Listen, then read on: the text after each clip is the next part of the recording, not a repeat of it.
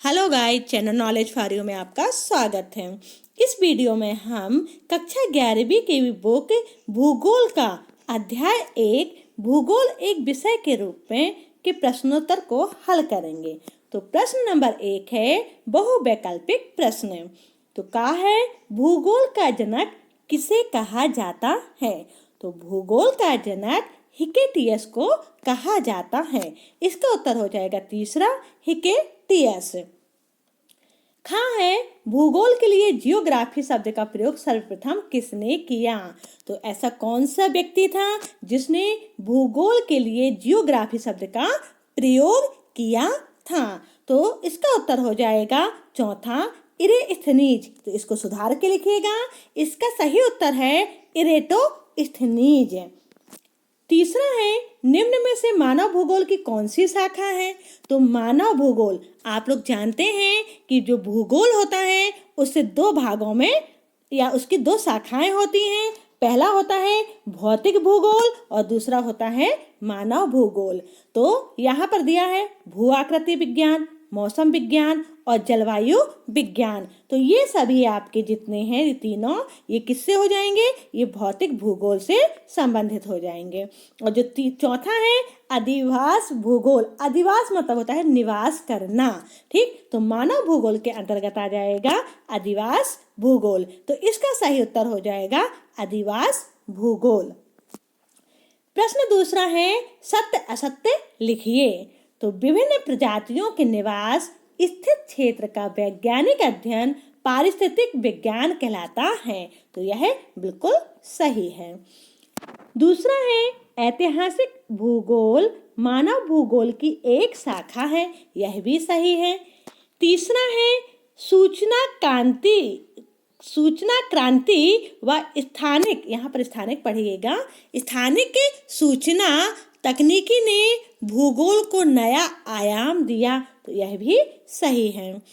भूगोल अंतर विषय ज्ञान प्रदान करता है। सही है। और भूगोल प्राकृतिक संसाधनों का मानवीय अंतर संबंध के रूप में अध्ययन करता है। यह भी सही है। प्रश्न नंबर तीसरा है, रिक्त स्थानों की पूर्ति कीजिए। तो क्या है, संपूर्ण पृथ्वी का अध्ययन खालिस्तान कहलाता है। तो संपूर्ण पृथ्वी का अध्ययन क्या कहलाता है? भूगोल कहलाता है। क्योंकि हम लोग जानते हैं कि भूगोल में हम संपूर्ण पृथ्वी का अध्ययन करते हैं।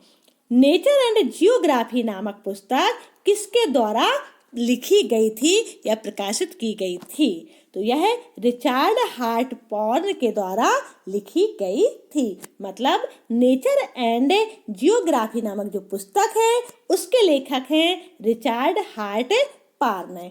गा है, कुमारी ई.सी. सैम्पुल खालिस्तान देश की भूगोल वेत्ता थी। किस देश की थी? तो वह अकेरिकी। आपके प्रश्न बैंक में लिखा है अकेरिकी, लेकिन इसका सही उत्तर अकेरिकी नहीं होगा। यहाँ पर हो जाएगा अमेरिकी। तो इसे क्या लिखेंगे आप लोग? अमेरिकी लिख लीजिए, अमेरिकी। ठीक, क्या उत्तर हो जाएगा?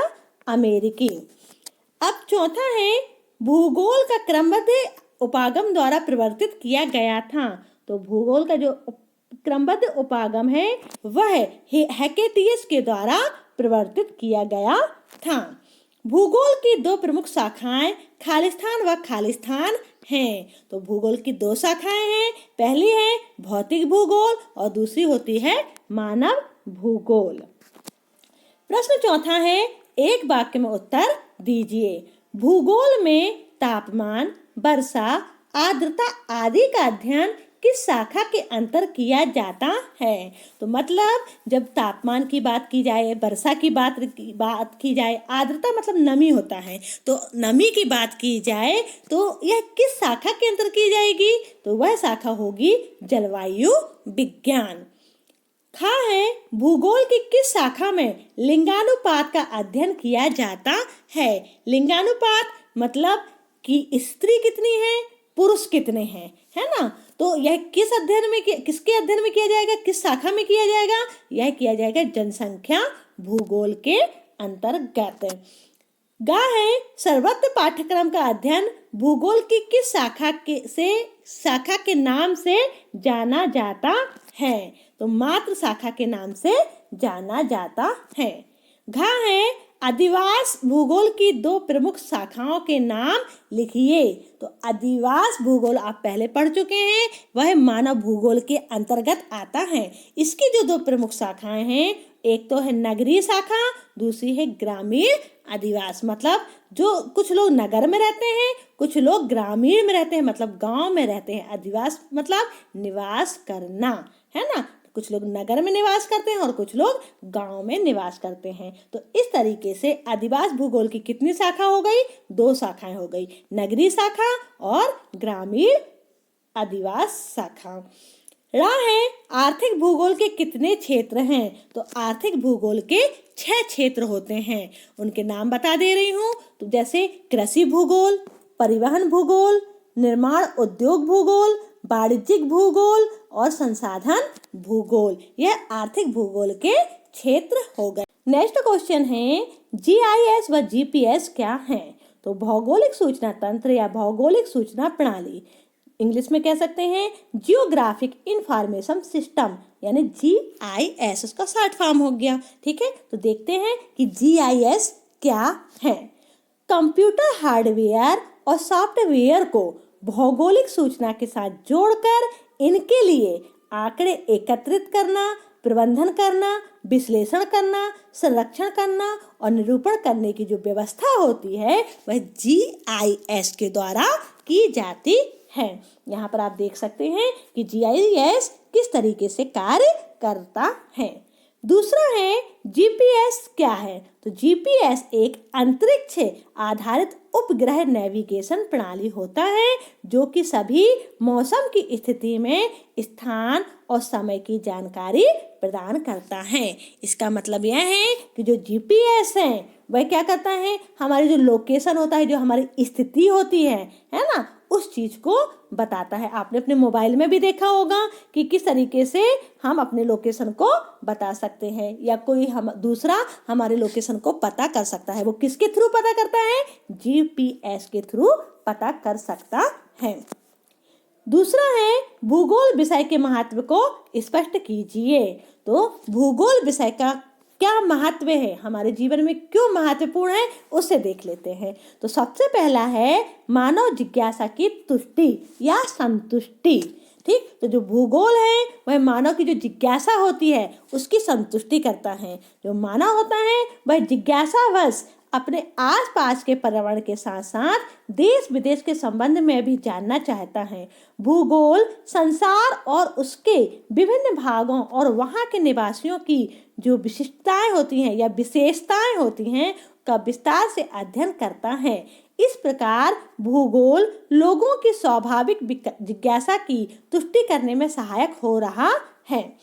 दूसरा महत्व क्या है? तो दूसरा महत्व है कि जो संसाधन होते हैं उनका नियोजन करता है। नियोजन मतलब प्लानिंग करना, है ना। जैसे कि आप लोग जब भी कोई कार्य करते हैं तो उसका क्या करते हैं, पहले प्लान करते हैं, प्री प्लान किया जाता है ना, उसके बाद कार्य को शुरू किया जाता है। तो इसी तरीके से संसाधन नियोजन होता है। तो संसार में संसाधनों की मात्रा कैसी है? सीमित है, और इन संसाधनों का सही एवं नियोजित तरीके से कैसे उपयोग करें यह हमें कौन सिखाता है? यह हमें भूगोल सिखाता है। नंबर गा है क्रमबद्ध उपागम व प्रादेशिक उपागम में कोई 2 अंतर लिखिए। तो क्रमबद्ध उपागम किसे कहते हैं? क्रमबद्ध भूगोल में या उपागम, भूगोल या उपागम एक ही शब्द है ना। तो आप यहाँ पर उपागम भी लिख सकते हैं, भूगोल भी लिख सकते हैं। तो क्रमबद्ध उपागम में किसी प्रदेश के एक विशिष्ट भौगोलिक तत्वों का पृथक पृथक अध्ययन होता है। मतलब जो भौगोलिक तत्व होते हैं उनका अलग अलग अध्ययन किया जाता है। जबकि प्रादेशिक उपागम में, प्रादेशिक भूगोल में किसी प्रदेश के सभी भौगोलिक तत्वों का एक इकाई के रूप में अध्ययन होता है। दूसरा अंतर है यह अध्ययन एकाकी रूप में होता है। एकाकी क्योंकि यहाँ पर पृथक पृथक किया जा रहा है, अलग अलग रूप से अध्ययन किया जा रहा है, तो इसलिए यहाँ पर अध्ययन कैसा होगा? एकाकी होगा। और यहाँ पर सभी भौगोलिक तत्वों को एक इकाई के रूप में समाहित कर लिया, समाकलित कर लिया गया। तो यहाँ पर जो अध्ययन होगा वह कैसा होगा? समाकलित होगा। घ है भूगोल का इतिहास से संबंध स्पष्ट कीजिए। तो मानव भूगोल के अंतर्गत मानवीय सभ्यता एवं उन्नति के विकास का अध्ययन किया जाता है। विभिन्न युगों में हुए ऐतिहासिक परिवर्तनों का अध्ययन इतिहास का विषय है। अतः भूगोल और इतिहास एक दूसरे से संबंधित हैं। रा है भौतिक भूगोल की कोई दो शाखाओं के नाम लिखकर वर्णन कीजिए। तो भूगोल की जो भौतिक भूगोल होती है उसकी कुछ शाखाएं होती हैं, है ना। तो उन शाखाओं में जैसे कि भूआकृति विज्ञान, जलवायु विज्ञान, समुद्र विज्ञान, जल विज्ञान, हिमनद विज्ञान, जैव विज्ञान, मृदा विज्ञान, खगोलीय भूगोल, है ना। ये सारी चीजें किस में शामिल हो जाएंगी? ये भौतिक भूगोल में शामिल हो जाएंगी। अब बोला गया है कि किसी दो के नाम लिखकर उनका वर्णन करना है, तो हम दो ले लेते हैं। पहला है जलवायु विज्ञान। अब जलवायु विज्ञान है तो इसके अंतर्गत वायुमंडल की संरचना, मौसम तथा जलवायु के तत्व, जलवायु के प्रकार तथा जलवायु प्रदेश का अध्ययन किया जाता है। मतलब जलवायु से संबंधित, मौसम से संबंधित जितनी भी जानकारी इकट्ठी की जाती है वो किसमें की जाती है? जलवायु विज्ञान के अंतर्गत की जाती है। दूसरा ले लेते हैं जल विज्ञान, और यह धरातल के जल परिमंडल जिसमें समुद्र, नदी, झील तथा अन्य जलाशय जैसे कि तालाब वगैरह हो गए, इन सब का अध्ययन किया जाता है। नंबर 4 है वैज्ञानिक विषय के रूप में भूगोल किन 3 वर्गीकृत प्रश्नों से संबंधित है? तो वैज्ञानिक विषय के रूप में भूगोल 3 वर्गीकृत प्रश्नों से संबंधित है। पहला है क्या है, दूसरा है कहाँ है, और तीसरा है क्यों है। अब क्या है? तो यह प्राकृतिक एवं सांस्कृतिक विशेषताओं से संबंधित है। कहाँ है अगर पूछा जाए तो यह प्राकृतिक एवं सांस्कृतिक तत्वों के वितरण से संबंधित है। मतलब कहाँ पर है, किस स्थान पर है। और क्यों है? तो क्यों है मतलब यह कार्यकरण संबंधों से जुड़ा हुआ है। मतलब वह चीज वहां पर है तो क्यों है, और कैसे पहुंची या किस आधार पर वहां पर आई, है ना, या उत्पन्न हुई, या उसकी उत्पत्ति किस तरीके से हुई, इस चीज का वर्णन होता है। 6 है क्रमबद्ध उपागम क्या है? तो क्रमबद्ध या विषय वस्तुगत उपागम में एक तथ्य का पूरे विश्व स्तर पर अध्ययन किया जाता है। बाद में क्षेत्रीय स्वरूप के वर्गीकृत प्रकारों की पहचान की जाती है।